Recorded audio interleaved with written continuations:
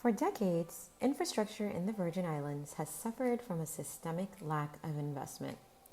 Despite these challenges, Congresswoman Plaskett has brought hundreds of millions of dollars to our territory in recent years, helping to rebuild after Hurricanes Irma and Maria, and more recently with this year's bipartisan Infrastructure Investment and Jobs Act, H.R. 3684, to develop a more sustainable infrastructure.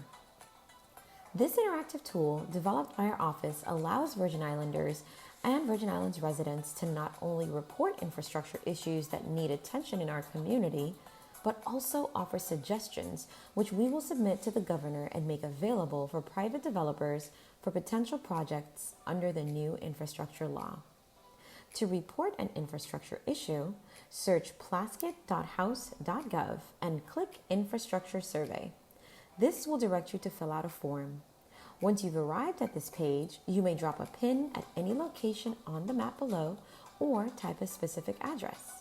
Select the type of infrastructure issue you are reporting.